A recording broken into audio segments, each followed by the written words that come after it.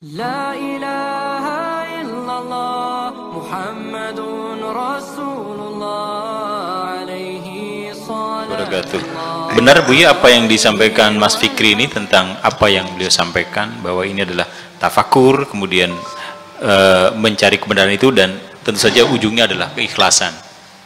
Ya, sesungguhnya selagi kita melihat apa saja, apalagi karya-karya tulis ya, melihat wujud seseorang saja, melihat wujud seseorang saja, Pak Afkar saja, 10 orang yang menilai Pak Afkar tidak akan sama.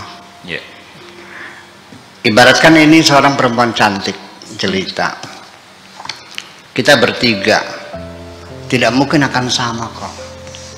Pak Afkar mengatakan cantik sekali,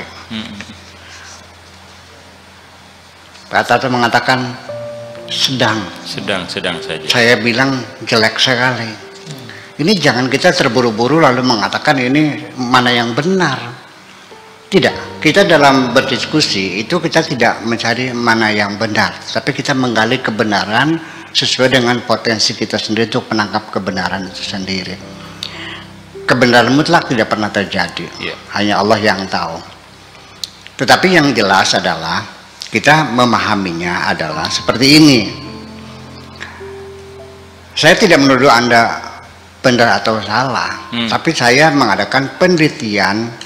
Kenapa Anda mengatakan cantik sekali? Karena terbukti Anda itu baru pulang dari Kongo, Afrika. Oke. Dan ini Pak Tato karena dosen. Jadi dia banyak bergaul dengan mahasiswa-mahasiswi, dengan masyarakatnya, pergaulannya luas. Dia melihat perempuan seperti itu ya sedang lah. Di IAIN juga banyak secantik itu mah. Nah, saya ini baru pulang dari Perancis. Saya lama di Perancis. Yang udah segitu mah ya jelek banget. Nah itu semacam itu. Apalagi ini manusia, Al-Quran sendiri tafsirannya berbeda-beda, saling bertentangan dan sebagainya. Jadi itulah sebabnya. Tetapi yang penting adalah bahwa nilai-nilai kemanusiaan apa yang saya sampaikan. Pertama, bahwa ini renungan-renungan ini adalah sebetulnya adalah satu kesimpulan dari dialog yang terjadi antara perempuan dan laki-laki itu. Itu persoalannya. Jadi kalau seandainya diuraikan semuanya, ini menjadi novel jadinya. Kalau dialog itu diteruskan, kalimat yang pertama ini kita baca dengan bersama sendiri. Ini sudah, oke, kita baca dulu. Salahmu sendiri, wahai kekasihku, mengapa engkau serahkan segala hati dan perasaanmu pada orang yang tidak punya perasaan sama sekali. Ini adalah dialog dari laki perempuan, dimanapun itu menyesali, mencintai laki, ternyata habis manis sepah dibuang. Terjadi dialog, ini satu alinea. Kan semacam itu. Kemudian juga di sini alinea kedua juga dialog antara laki dan perempuan itu. Mungkin saja sebagian dari mereka ada yang merasa tanggung dan mendapat kesulitan karena sifatmu yang rasional, anggun dan pandai menjaga diri. Karena mereka mencari kesalahan dan kelengahan dirimu. Bahkan sampai kelelahan seperti mencari jarum dalam hutan. Jadi artinya ini si perempuan kan sudah madu udah kena, sepanjang dibuang kan. Orang mau mengusirkan harus ada alasan. Memberhentikan hubungan itu ada alasan, cari kesalahannya nggak ketemu, dibuka jauh lagi ya bisa menjadi 10 halaman nantinya, akhirnya menjadi satu buku novel yang tebal nantinya gitu. Jadi pokok masalahnya dari dialog ya itu kan sepanjang ada masalah. Saya tidak saya kan dalam berdialog kan tidak pernah menyalahkan siapapun. Ya karena masalahnya dialog itu artinya menggali kebenaran. Ya kan begitu di pengunjungnya, tidak mesti harus sepakat kan, itu namanya adalah gitu. Jadi begini yang saya sampaikan visi pentingnya, ketika Anda mengatakan sulit, jarang terjadi orang yang dikorbankan sampai hamil lalu memaafkan.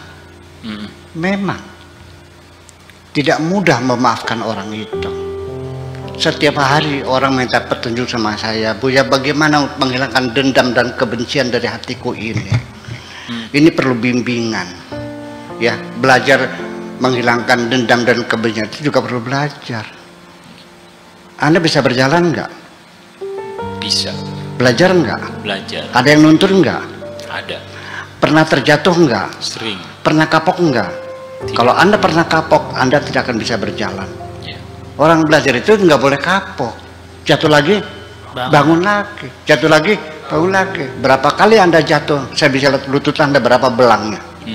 Jadi kita belajar menghilangkan dendam juga sama. Membangun potensi perlu pembelajaran, makanya ada mursyid, ada murid, kan seperti itu. Karena tidak mudah melepaskan dendam itu. Nah, sesungguhnya apa? Bahkan justru malah menjadi kata kunci kebahagiaan. Anda baru akan merasakan hidup ini nyaman kalau Anda tidak menimang-nimang dendam dan kebencian kepada siapapun. Iya. Itu kan persoalannya. Ya kan? Lalu memaafkan, apakah itu perlu? Kalau Anda tidak mampu memaafkan orang lain dan tidak pernah memaafkan orang lain yang bersalah harus dituntut, Anda tidak malu selama ini di dunia segudang dosa-dosamu yang Allah ampuni setiap saat, sehingga Anda sampai sekarang masih bisa hidup tegak di sini. Yeah. Orang yang tidak pernah memaafkan orang lain, saya pastikan tidak akan mengerti maknanya Ghafurur Rahim, Allah Maha Pengampun itu. Terima kasih.